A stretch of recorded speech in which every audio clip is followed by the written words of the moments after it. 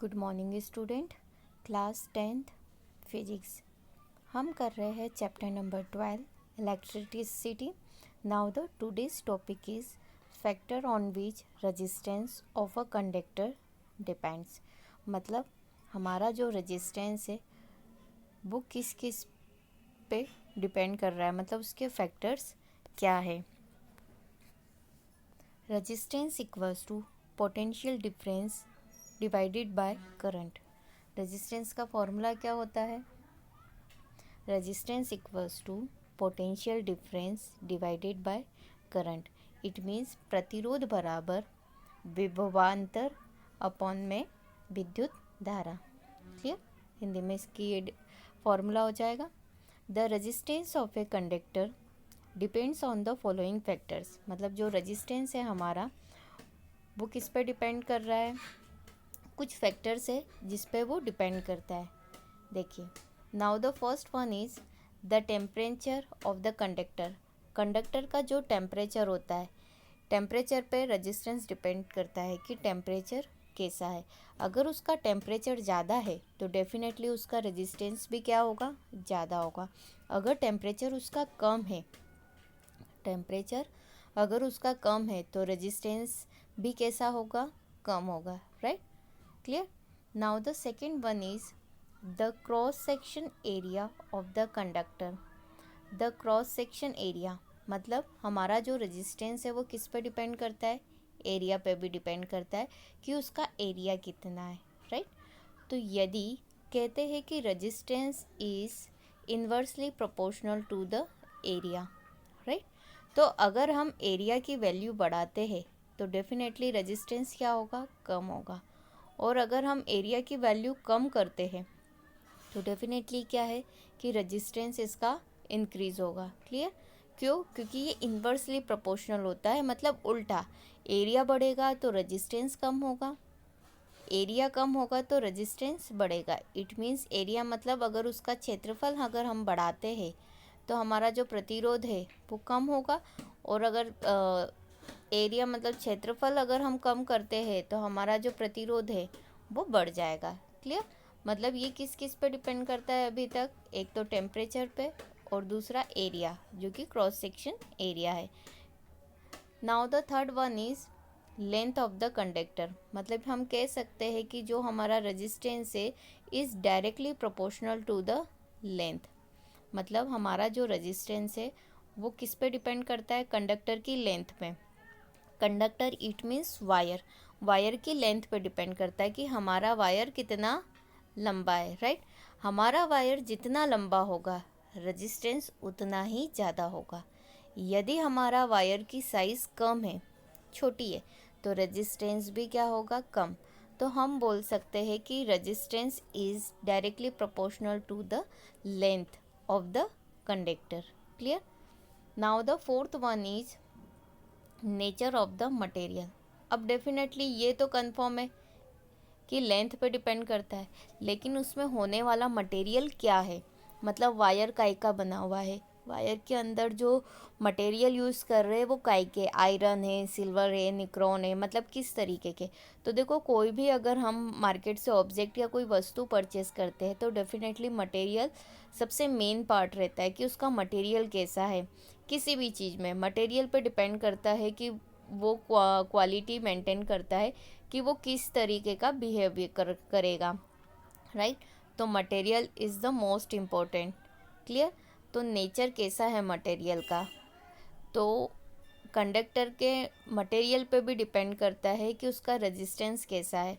हो सकता है कि जब आयरन होगा तो उसका रेजिस्टेंस पावर क्या होगा?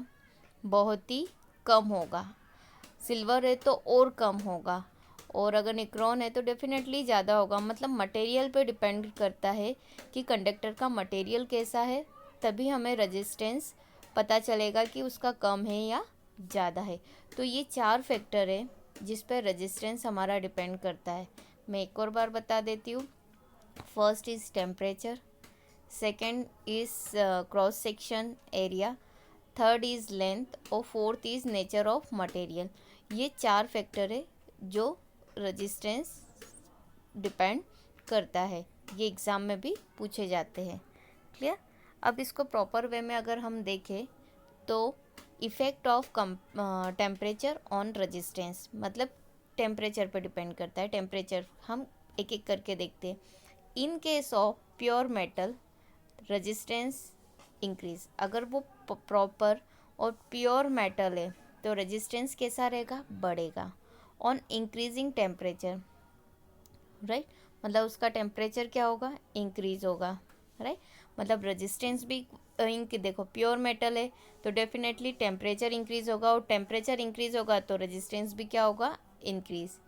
And decrease on decreasing temperature, मतलब अगर उसका टेम्परेचर डिक्रीज होगा तो डेफिनेटली टेम्परेचर भी डिक्रीज होगा। तो प्योर मेटल का जिसका टेम्परेचर ज़्यादा होगा तो रेजिस्टेंस भी ज़्यादा होगा, और अगर टेम्परेचर कम होगा तो रेजिस्टेंस भी क्या होगा, कम होगा। क्लियर। मैंने अभी बताया था कि जो हमारा रेजिस्टेंस है वो is directly proportional to the temperature, temperature पे भी ये डिपेंड करता है। But in case of alloy like nichrome, temperature has no effect on the resistance, मतलब निक्रोन एक ऐसा है जिस पर टेम्परेचर का कोई इफेक्ट नहीं पड़ता है रेजिस्टेंस पे। क्लियर। बट नॉर्मल वे में बेसिक डेफिनेशन क्या हो गई कि अगर हम टेम्परेचर इंक्रीज़ करेंगे तो रेजिस्टेंस भी बढ़ेगा, टेम्परेचर अगर हम डिक्रीज़ करेंगे तो रेजिस्टेंस भी क्या हो जाएगा, डिक्रीज़ हो जाएगा। Clear. Area of cross section, next part क्या है, area of cross section. If we double area of cross section, double area मतलब सपोज ये वायर है, इस पर डबल लेयर है तो इसका एरिया क्या हो गया, इंक्रीज हो गया, राइट। तो if we double area of cross section by increasing thickness of wire, wire की थिकनेस पर भी डिपेंड करता है कि वायर की थिकनेस को अगर आप बढ़ा देते हो तब, तो resistance get help and hence more electricity can pass through it, मतलब इसमें से ज़्यादा इलेक्ट्रिसिटी हम पास करा सकते हैं तो इसका रेजिस्टेंस पावर क्या होगा, कम, राइट। अगर वायर की थिकनेस को हम बढ़ा दें, सपोज ये वायर है, राइट, और एक ये वायर है, दो वायर हो गए, डेफिनेटली आपको क्लियर दिखाई दे रहा है कि एरिया किसका ज़्यादा है, इसका ज़्यादा है। तो जो इलेक्ट्रिसिटी फ्लो हो रही है वो किस में से होगी, जिसकी थिकनेस ज़्यादा है, और जिसका एरिया कम है उसमें से डेफिनेटली कम इलेक्ट्रिसिटी फ्लो होगी। तो जिसमें से कम इलेक्ट्रिसिटी फ्लो होगी उसका रेजिस्टेंस पावर क्या होता है, ज़्यादा होता है। और जिसमें से इलेक्ट्रिसिटी सबसे ज़्यादा फ्लो होती है, मतलब आप उसको रोक नहीं सकते, कंटिन्यू फ्लो हो रही है, तो रेजिस्टेंस का मीनिंग होता है कि इलेक्ट्रिसिटी में रुकावट पैदा करना, राइट, प्रॉब्लम क्रिएट करना है कि उसको रोका जाए। तो जिसमें से अगर इलेक्ट्रिसिटी ज़्यादा फ्लो हो रही है तो उसको रोकने में क्या होगा, कम होगा। हम इलेक्ट्रिसिटी को रोक नहीं सकते, इसलिए उसका रेजिस्टेंस पावर क्या होगा, कम होगा। तो डिपेंड करता है कि इलेक्ट्रिसिटी ज़्यादा कब फ्लो होगी, जब ज़्यादा एरिया होगा। इट मीन्स कि जब ज़्यादा एरिया होगा तो आपका रेजिस्टेंस पावर क्या होगा, कम होगा। और अगर इलेक्ट्रिसिटी कम फ्लो हो रही है इट मीन्स कि आपका रेजिस्टेंस पावर क्या है, ज़्यादा है। तो ये डिपेंड काय पे कर रहा है, इसके एरिया पे, कि उसका एरिया कितना है। तो सेम एज इट इज़ यहाँ पे कहा है कि if we double area of cross section by increasing thickness of wire, मतलब वायर पे डिपेंड करता है, resistance gets helped and has more electricity can pass through it. But if we reduce area of cross section, example we take thin wire, मतलब अगर हम wire पतला ले तो उसका एरिया क्या हो जाएगा, रिड्यूस, कम, और resistance increase and hence less electricity can pass through it. मैंने अभी बताया कि अगर हम वायर की क्वालिटी पतली ले लेते जिसमें से क्या होगा कि जो इलेक्ट्रिसिटी फ्लो हो रही है वो कैसी फ्लो हो रही है, लेस, मतलब कम। अगर ये लेस फ्लो हो रही है तो एरिया रेजिस्टेंस कैसा रहेगा, इंक्रीज रहेगा, राइट। और अगर वायर ठीक है तो उसमें से मोर इलेक्ट्रिसिटी पास होगी और रेजिस्टेंस कैसा रहेगा, हाई, मतलब डिपेंड करेगा एरिया पे, राइट। तो नोट क्या है, this is the reason that we use thick wire to carry more electrical load, as thick wire has more area of cross section and offers less resistance and more electricity can pass through it. Normal way में अगर हम देखें तो depend on area, कि हमारे जो wire की thickness पे डिपेंड करता है कि उसका एरिया कितना है। एरिया ज़्यादा है तो रेजिस्टेंस कम है, एरिया कम है तो रेजिस्टेंस ज़्यादा है। तो हम नॉर्मल वे में बोलते हैं कि हमारा रेजिस्टेंस क्या है, is inversely proportional to the area. उल्टा है कि एरिया बढ़ेगा तो रेजिस्टेंस कम होगा, एरिया कम होगा तो रेजिस्टेंस बढ़ेगा। क्लियर। लेंथ ऑफ कंडक्टर, मतलब हमारे इसमें जो इलेक्ट्रिसिटी फ्लो हो रही है जिस कंडक्टर में, उस कंडक्टर की लेंथ कितनी है। जितनी लंबी लेंथ होगी डेफिनेटली रेजिस्टेंस क्या होगा, उतना ही ज़्यादा होगा, राइट। और लेंथ अगर कम है तो रेजिस्टेंस भी इसका क्या होगा, कम ही होगा। इट मीन्स कि हम कह सकते हैं कि हमारा जो रेजिस्टेंस है is directly proportional to the L. मतलब हमारा जो रेजिस्टेंस है वो किस पे डिपेंड करता है, लेंथ पे डिपेंड करता है। तो यहाँ पे क्लियर लिखा है resistance of a conductor is directly proportional to its length. मतलब वो कंडक्टर की लेंथ पे डिपेंड करता है कि उसका रेजिस्टेंस कैसा है। If we increase the length of wire, if we increase the length of wire, किसकी, कंडक्टर की, इट्स रेजिस्टेंस इंक्रीज, राइट। मतलब अगर लेंथ इंक्रीज होगी तो रेजिस्टेंस भी कैसा होगा, इंक्रीज होगा, right. And has less current can pass through it, मतलब उसमें से क्या होगा, इससे ये क्लियर होता है कि उसमें से कम करंट पास होगा, राइट। सेकेंड है इफ़ वी रिड्यूस लेंथ, अगर हम उसकी लेंथ को कम करते हैं तो रेजिस्टेंस कैसा हो जाएगा, वो भी कैसा हो जाएगा, डिक्रीज हो जाएगा। And hence more current can pass through it, उसमें से क्या होगा, ज़्यादा करंट फ्लो होगा। क्लियर।